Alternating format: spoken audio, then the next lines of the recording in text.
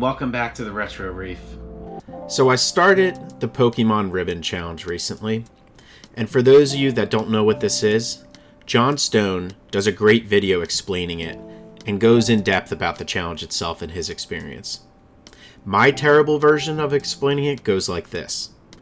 Basically, you go through generation by generation, moving your Pokemon up from whatever generation you decide to start with, and collect these so-called things called ribbons. No, but seriously, you need to do Pokemon contests, battle towers, Elite Four challenges, and a bunch of other random things to collect these ribbons. These ribbons don't affect your stats. They're just more of a fun challenge to do and more of an aesthetic thing when you look in your Pokemon summary page. Some are super hard to get, and others are just as simple as talking to an NPC. The point of all this and why I'm explaining this is it's forcing me to go back and play older Pokemon games, trading my Pinsir and my Snorlax, who I'm looking to collect all the ribbons for, up from Pokemon XD Gale of Darkness on the GameCube, through the Game Boy games, Nintendo DS games, 3DS games, and eventually the Nintendo Switch games to collect all these ribbons on these two specific Pokemon. Currently, I played from start to finish Pokemon XD, Pokemon Emerald, and Pokemon Platinum, as my Pokemon currently have a total of 28 ribbons, as I'm still working on the available ribbons in Platinum. As I'm going through these games though, something I forgot was how difficult these games can actually be at certain points. I mean, I don't have Hop running and telling me where to go every time I take a step forward. So of course, I don't know where to go at all in these games. Joking aside, I want to start with Pokemon XD Gale of Darkness. This game, if you don't know, is a bit different because you're converting Pokemon from Shadow version Pokemon to their normal state by purifying their hearts. If you haven't played it, it's a great game and you should go check it out. And it's a lot of fun. This kind of doesn't fall into the main series as it's more of a spin-off title. But I found myself at the end of the game super underleveled with my starting Pokemon. I also found myself having to go through the battle tower multiple times just to collect the final ribbon I needed for my Mr. Bug and Tubbo. Yes, those are the names of my Pinsir and Snorlax. Also, at the end of this game, you find yourself at the final boss, which is pretty difficult in itself if you actually want to go and steal his Pokemon. No, you're not Team Rocket in this. I don't want to ruin the game. Just play it yourself. But the long story short is, I found myself underleveled and found myself actually having difficulty trying to get through this end of the game. Moving over to Pokemon Emerald, I tried to rush through the game since my focus was really the ribbons, not the game itself.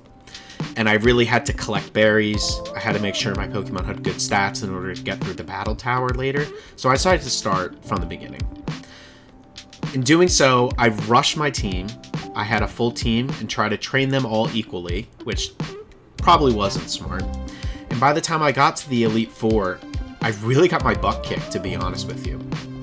I had to use my Master Ball on Rayquaza, because he's level 70 when you get him, just so I could speed through the Elite Four to get that ribbon and stop wasting time so I could focus on the other ribbons I was trying to get. The surprise difficulty for me didn't stop there. One of the ribbon challenges that I stepped for next after the Elite Four was I had to go through 56 trainers in the battle tower in this game. And holy crap, is this not easy. Let me take a step back by saying I'm not a competitive Pokemon battler by any means. I can hold my own if you give me a specific set of Pokemon, but I'm not the best, and I'm the first one to admit that. I focus more on shiny hunting when I play, the gameplay, and other fun challenges like this ribbon challenge. That said, I followed an online guide for this battle tower. I caught Latios and a few other ones and made sure their EV stats were good, made sure they had the correct natures, and I still had issues. I still couldn't get past 30 trainers. I fully admit I'm not the best competitive battler, so that may be the case. But it was hard, and by far the hardest Pokemon Battle Tower I've ever tried to play. And I had to trade Mr. Bug and Tubbo over to Pokemon Ruby because that Battle Tower is just easier, the way the NPCs are. It was easier for me to get through. Even the next game, Pokemon Platinum, I'm still collecting the ribbons on this, but this game, I didn't struggle as much as I thought I would, but the final Elite Four was not the cakewalk I really thought it was going to be. Once I hit the champion, Cynthia, mind you, I have my Pinsir and Snorlax completely maxed out, but she still took 2 of them down, and I was in shock. I thought this would just be a quick sweep and run through it, and I had to actually take a step back and look and see what other Pokemon I had in order to get through it. So this kind of rose the question to me, has Pokemon really lost that competitive edge? And the main reason I'm starting to think this is Pokemon Sword and Shield was kind of a joke when it came to difficulty, to the point where I totally forgot how the older games truly have some difficulty to it if you don't take them serious or really focus on what you're doing at certain times. Pokemon Legends Arceus, I'm going to leave out of this discussion just because it mainly revolved around catching and was really a new style of gameplay they were trying. But Sword and Shield, man, this game is a huge disappointment when it comes to difficulty just in itself. And I put countless hours into this game in the DLC over the years, mainly shiny hunting, but it just had no competitive nature. Heck, I mean, Donkey made a video just one-shotting everything as a joke, and that's really not that far from the truth. Now, I've put a lot of hours into Pokemon over the years, in almost every single generation. There's a few I definitely will admit I have not played as much as others, but I started with Generation 1, and playing through every game to date, I agree and know how the internet and Pokemon fans are. We really want that big leap moving forward in terms of graphics, and I'm looking at you specifically, the Nintendo 64 trees. Wild areas, we don't want those, we want an open world, and we want to change up to the Pokemon formula. We still want the Elite Four and Gym badges, but we want to be able to do them at their own pace, and we want to be able to do other quests along the way, kind of like the anime, or just other things to do, change it up a bit. But after playing through Pokemon Emerald's Battle Tower, playing through Pokemon XD Gale of Darkness, the final boss, and going through that whole game in itself, and some of the other difficulty experiences I've had with the Ribbon Challenge so far, my biggest hope right now for this next game moving forward with Scarlet and Violet, I just hope that these series just are more difficult. I don't want Hop telling me where to go every time I enter a new area. Let me get lost. There were a few times in Emerald where I had to look up where to go because I just haven't played in a while and I forgot. I couldn't figure out where to go. They don't tell you. I want that. I want to get lost and get stomped by a wild Pokemon way over leveled than me.